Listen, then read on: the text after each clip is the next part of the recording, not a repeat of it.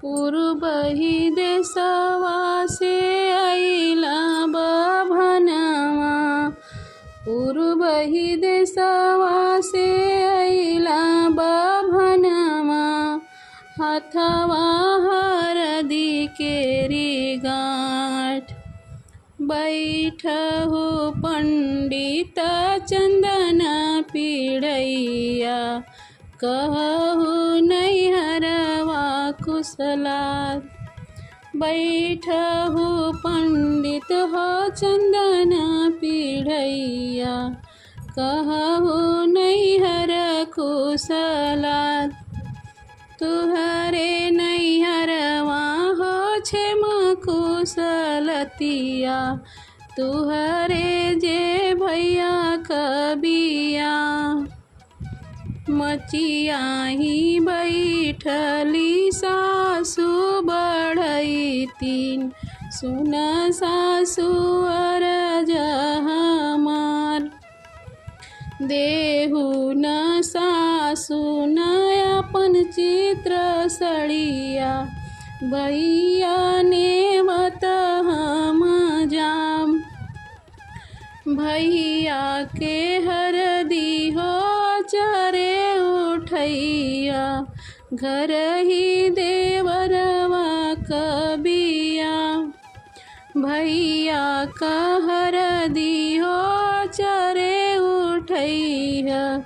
घर ही देवरवा कबिया। बाबा के अंगने चंदनवा का पेड़वा। छछन बिछन भैली जार। बाबा के अंगने चंदनवा का पेड़वा। छछन बिछन भैली जार। चंदन के डरिया फटला चित्र सड़िया हो। सासु का करब कैसे जवाब।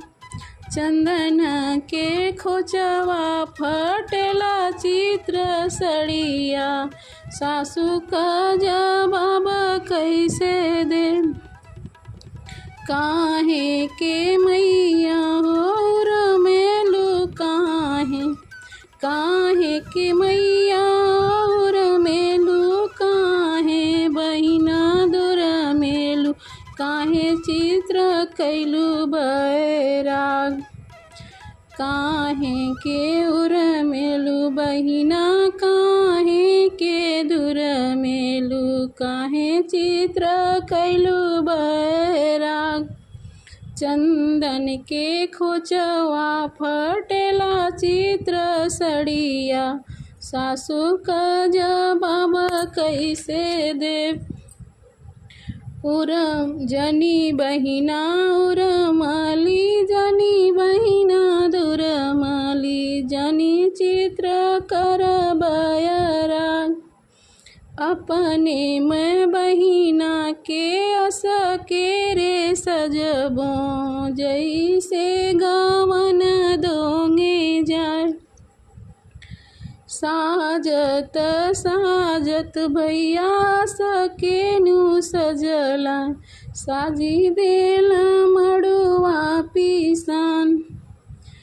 साजत साजत भैया सकेनु सजला हो। साजी देला मड़ुआ पीसान। पूर्वही देशवा से अइला बभनवा। हथवा हरदी केरी गाँठ। बैठहु पंडित हो चंदन पीड़ैया। कहहु